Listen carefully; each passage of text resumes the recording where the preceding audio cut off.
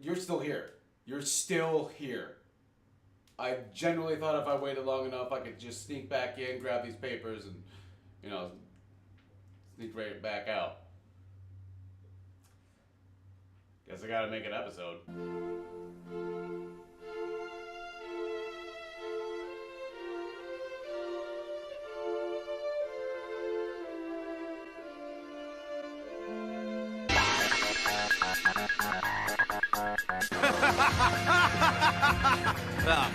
Get back to the actual plot, all my fellow future outlaws. This is Card Games vs. Humanity, and I'm the NKK Double G. Finally back with that return that I know you've all been waiting for. There were so many damn cobwebs all over my equipment that I nearly almost gave up, but just like every other duelist that's ever actually gone to a locals, I'm pretty used to being surrounded by dirty things. If you enjoyed, don't forget that sub, that bell, that like, become a member of the channel or the Patreon if you want to support me. Leave a comment below if you were just as conflicted as I was when watching this episode. I'm happy to have a new intro, but when I have to sit through a 2-minute and 15-second recap that didn't even mention anything about the entire Noah arc, so I don't know what even happened on the last episode, I tend to get a little, what's the word? Ragey. Actually, our episode begins with Attention duelist! Hey, don't interrupt me. I mean, I do love that he actually said it, though. Our episode begins with Kaiba monologuing about his intentions and desires to win this upcoming tournament, because you definitely didn't remember any of that from that recap that didn't happen about that digital world experience that never actually happened. Claiming that he's gonna beat Merrick for Raw first, because even though it's the most powerful, he still needs it to have a chance to beat Yugi and his protagonist powers. Either that or just everyone really is showing how little they fear Merrick. Kaiba then says the same thing that your average duelist at your local says when they finally decide to take a shower. I'll be respected and feared by every duelist on Earth! Joey comes into Mai's room because she's still not wearing a full outfit,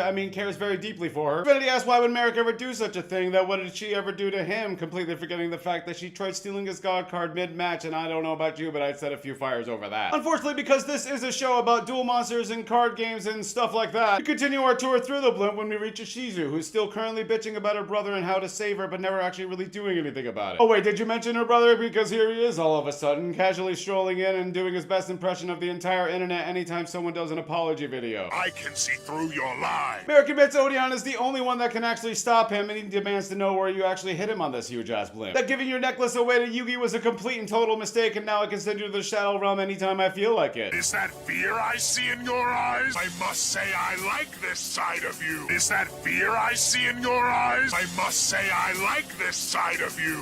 Thanks, I guess, but this is definitely an infection. Too bad for Big Bad Merrick, he has a tournament to win. He doesn't have time to do the one fucking thing that he walked into the room for the first place and ultimately accomplishes nothing. I must say it's been lovely chatting with you, sister, and I'm looking forward to spending more time with you in the days to come.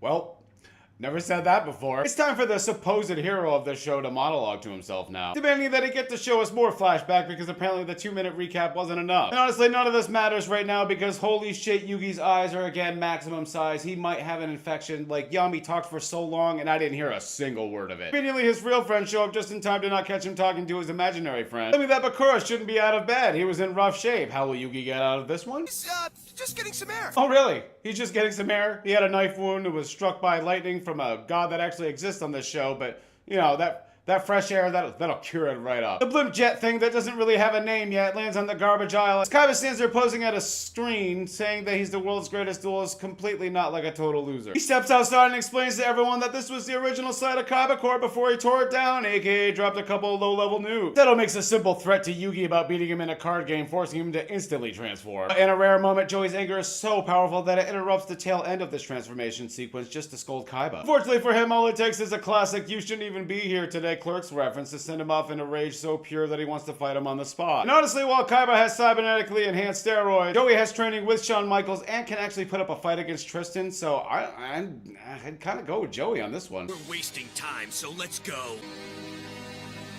Is it just a Kaiba family thing that every time they say they need to hurry up, it just immediately cuts to them to a slow walking scene with everyone following them with no haste whatsoever? At least this time they all walk slowly and perfectly in unison as the line of people actually shows you their level of importance to the show. And yes, before you ask, Mokuba is more important to the show than Yugi because without him, who would the villains have to kidnap? Oh shit, there's Merrick standing on top of a pile of garbage for some reason. I wonder what vile, dastardly, disgusting thing he will say. It's such a lovely day. Oh, well, maybe he's not too bad. Everyone finally heads inside together like one of them isn't actively trying to kill everyone else in the group. Revealing a 4-way tower where all 4 duelists must choose one door. You must choose one door only, and choose it wisely. What's behind them? I don't know, Yugi. Just wait a damn second and I'm about to open it. He's always so dramatic before the commercial break. Joey is very confused by this choosing a door scenario, as it may be a bit too advanced for him. Eventually doing what any normal person would do by spinning in circles singing a song about potatoes. Still, Kaiba finally gets pissed off and tells him to choose a goddamn door. Naturally, his strategy is just to piss off Kaiba at every opportunity he gets, so it makes him ragey and sloppy in his duel. Too bad, man. I guess door choosing's not your thing. I don't know why, but that's such a devastating insult. Everyone steps onto the Metroid Prime elevators that raise them up to the rest of the gang, locking them into place with 4,000 life points ready to go. 4 players will play all at the same time in a Battle Royale. Basically a duel to decide who duels who, because after we're done dueling, we're gonna celebrate with dueling. Nolan says something shocking to everyone, claiming that they must limit their deck to 40 cards, something completely unheard of in the tournament scene with Yu-Gi-Oh! Don't worry, if you lose this duel, you don't actually lose anything in the tournament besides the fact that you're just kind of a loser. At least, that's what Duke said. And he's right, you can decide who your opponent is. You can even gang up on— Oh my god, Tristan, what is that face? You are 9/10 of the way to Brock. Hey, you talking about me? We were, just making up a cheer for you. Okay, but it better have lots of cool rhymes. Huh, so I guess if I want to control people's minds, all I gotta do is go to Brooklyn and spit some rhymes.